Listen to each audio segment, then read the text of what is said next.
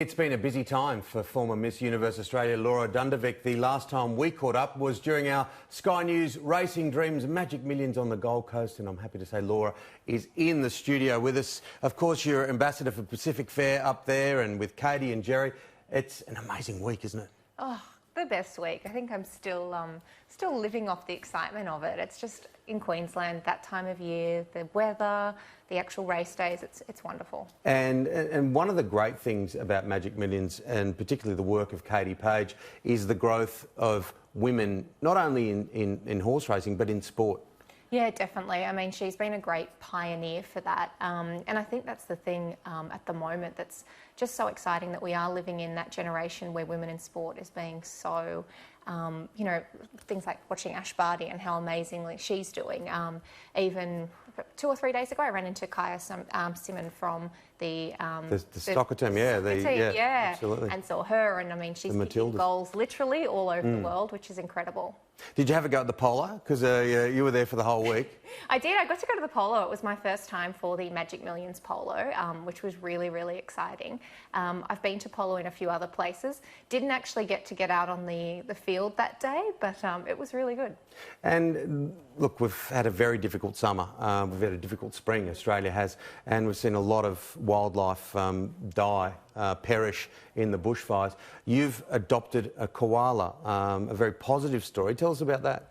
Yeah, so working with VMORS, which I'll talk to you about in a little bit, we've actually found an amazing organisation called Save the Koala, and you can actually go and adopt a koala. And I get all teary when I talk about it, but reading up on all their little bios, I found this one named Jester, who's in Brisbane, so I spend a bit of time there obviously, so when I'm in Brisbane I'll get to go up and I can actually go and visit him.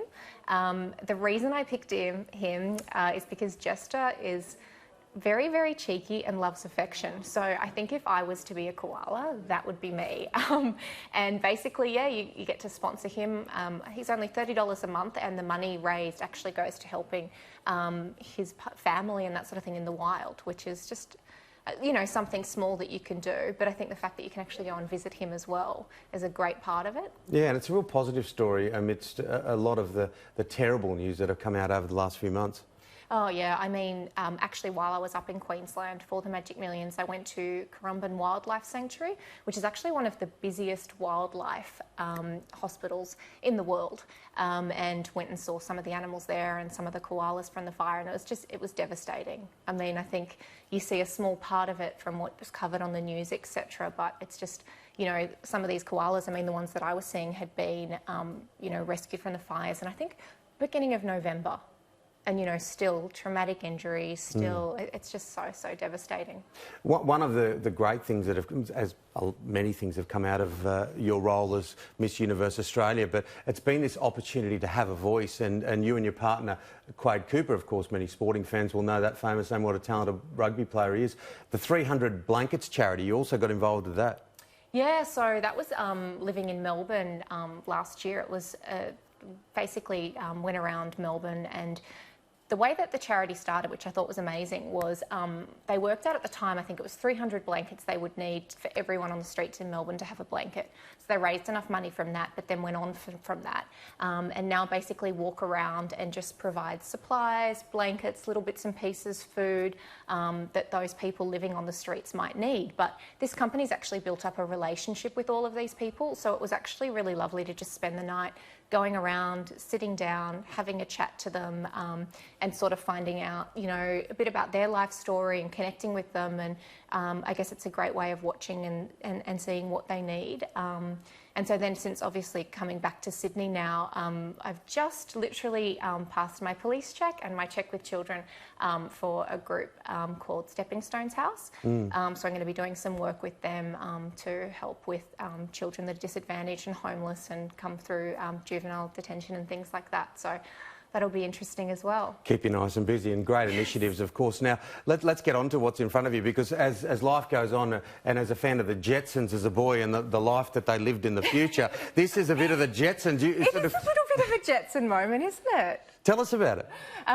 So basically, the world of freeze-dry food has taken the US by storm. So I think in the first year, it raised about $40 billion, And so from that, we now have an Australian first, which is also a first in the beauty space here. So it is freeze-dried supplements. So I can see your eyes lighting up when I hold up this one. So VMORs... Because NASA astronauts have this kind of stuff. Yeah, so VMORs have basically done, I think, over 1,000 product trials. It was 3 years in the making. This here's called a hair, skin and nails product called Snap. They've got a probiotic here, Dash, and then Max multivitamin. And basically, yeah, this was created off the same sort of freeze-dried technology that was used to create the food for the astronauts in NASA. So the way that they do it, they take out the moisture. It locks in about 95 to 100% of those active ingredients in there, and it means that the products have a really, really long shelf life. Okay. And the great thing as well about VMORs is that they don't need to be refrigerated. So I do a lot of travel, and I've had a few health issues recently, so my probiotic is really, really important to me. But the hard thing with that is with traditional probiotics, if you don't keep them in the fridge, they lose a lot of those active ingredients. So now with this, I can pop this in my handbag. I actually took it in the car on the way here, which is lovely. And away you go. Yes. All right, we'll have to get my friends onto that as well. But thanks for coming in, Laura, and congratulations on all your initiatives. And it's great to see someone like you using that prominence and that profile in such a world helping others. Thank you.